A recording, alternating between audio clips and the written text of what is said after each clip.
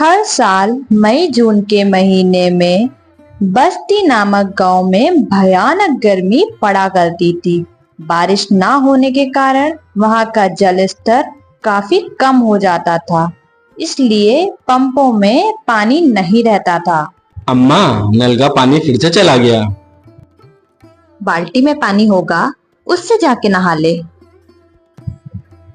अरे अम्मा, यहाँ तो बाल्टी भी खाली है। अरे अभी आधे घंटे पहले जब नल में पानी आ रहा था तो मैंने बाल्टी भर कर रखी थी। काजल मैडम जी उसी पानी से नहा ली होंगी और हमारा लड़का तो ऐसे ही गंदा रह गया।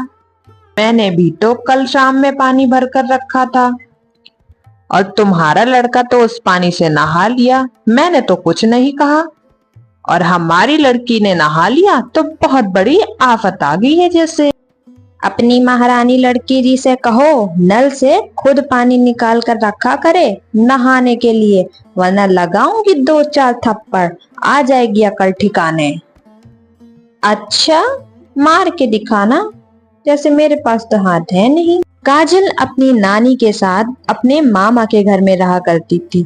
उसके माता और पिता की मृत्यु हो गई। काजल की उसकी मामी से बिल्कुल नहीं बनती थी। उसकी मामी हमेशा यही सोचती थी कि वो यहाँ से चली जाए।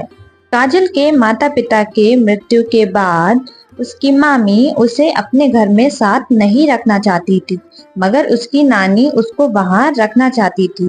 रात को जब काजल के मामा घर लौटते हैं तब उर्मिला सारी बातें अपने पति को बताती है। आज तो आपकी भांजी मुझसे लड़ने को तैयार हो गई थी।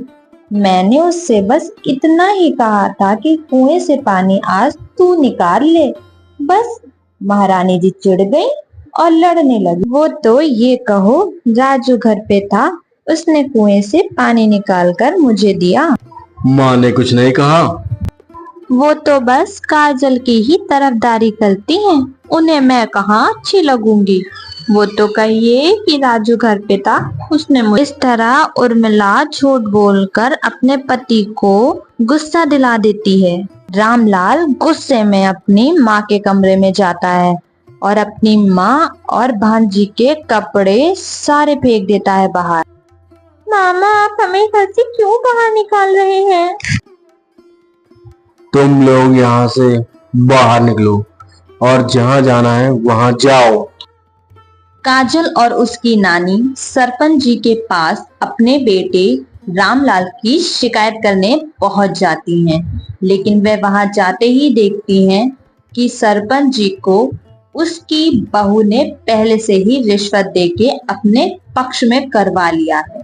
रामलाल और उर्मिला और उनका बेटा उन्हें धक्के मारकर घर से बाहर निकाल देते हैं। नानी, अब हम कहाँ जाएंगे? काजल बेटा, मैं तेरी मौसी यानी कि अपनी छोटी बेटी के घर चलते हैं। वो हमें जरूर मदद करेगी, हमें ऐसी हालत में देखेगी तो जरूर हमारा सहारा बनेगी। भरी दोपहरी में काजल की नानी धूप में चलते चलते गर्मी के कारण बेहोश हो जाती है। काजल इधर उधर पानी खोजने के लिए चली जाती है, लेकिन उसे कहीं भी पानी नहीं मिलता। आसपास सब का सब सूखा ही पड़ा था। वह कोशिश करती है कि उसे शायद ही कहीं पानी मिल जाए, लेकिन नहीं, उसे पानी तो कहीं दूर दूर तक नजर ही नहीं आ रहा था। लेकिन उसने हार नहीं मानी। वह और आगे बढ़ती चली गई जब तक उसे पानी का कोई स्रोत न दिखे। वह आगे गई तब उसने देखा उसे एक कुआं दिखा। वह जल्दी से कुएं के पास पहुंच गई और जब कुएं में उसने झांक कर देखा तो उसमें तो पानी ही नहीं था, वह कुआं सूखा था। हार मानकर काजल अपनी नानी के पास आकर खड़ी हो गई। वह इंतजार में थी कि कोई राहगीर उसकी मदद करे। तभी एक लड़का वहां से गुजर रहा था। उसने जल्दी से जाकर उससे पूछा, सुनो, मेरी माँ को अस्पताल पहुंचा दो और बदले में तुम मुझसे ढेर सारा सोना ले लेना। देर बाद वो नौजवान काजल और उसकी नानी को हॉस्पिटल पर छोड़ ही देता है। अस्पताल में काजल की नानी का कुछ दिनों तक इलाज चलता रहता है और उसकी नानी ठीक हो जाती है। नानी जी, अब हमें मौसी के घर जाकर उन पर बोझ बनने की जरूरत नहीं है। हमारे पास एक जादुई कुआं है जिससे हीरे निकलते हैं। हम उन हीरो को बेचकर अपना गुजारा कर लिया करेंगे। काजल जल्दी से जाकर उस कुएं से हीरे निकालना शुरू कर देती है। अपनी जरूरत के मुताबिक उस कुएं से हीरे निकालती रहती है और उसे एक जगह इकट्ठा कर कर रख लेती है। उसके बाद काजल शहर में जाती है बाजार और वहां जाकर हीरो को बेच देती है और उसी हिसाब से पैसे अपने साथ ले आती है।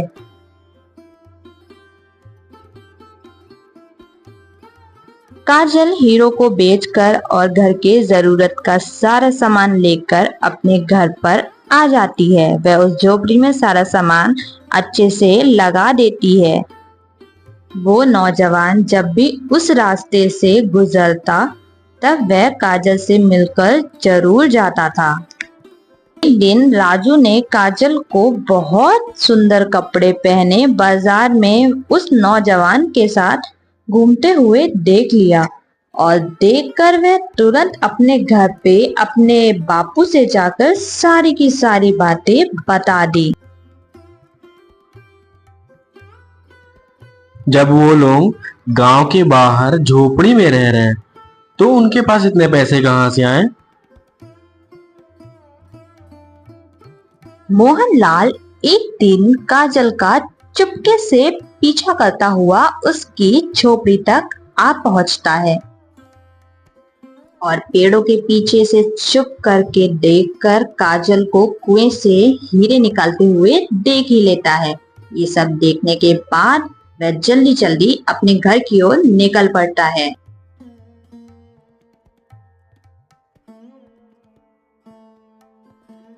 अरे, ये बैलगाड़ी से आप कहाँ जा रहे हैं? जरा मुझे तो बता दीजिए।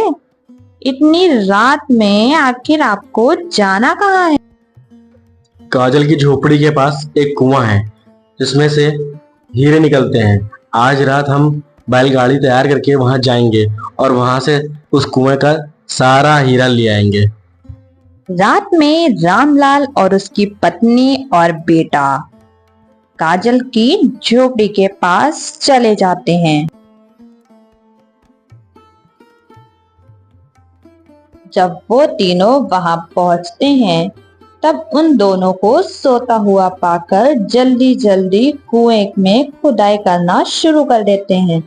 कुएं में पड़ा हुआ सारा का सारा हीरा निकाल लेते हैं और जल्दी जल्दी अपने बग्गी में लेते हैं। तुम और कुछ लाई हो हीरे भरने के लिए? अरे अब बस करिए, इतने हीरों का क्या करेंगे आप? इतने बहुत हैं। वैसे भी इतने भरने में तो आफत आ गई है। बस अब घर चलिए। रामलाल का परिवार बैलगाड़ी पर हीरो का भार रख कर अपने घर की ओर निकल पड़ता है।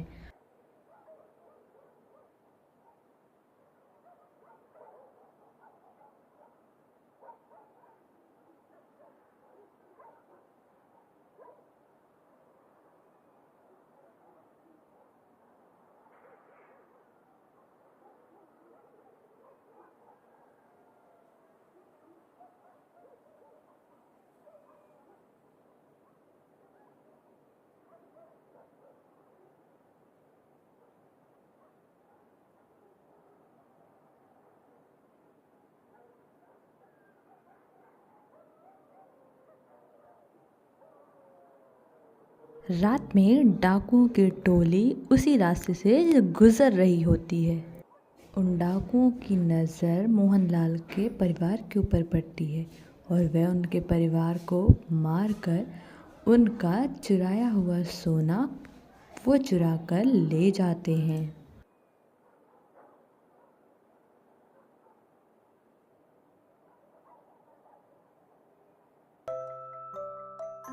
उधर काजल की शादी उस नौजवान से हो जाती है और वह बहुत अच्छी लाइफ गुजारने लगती है।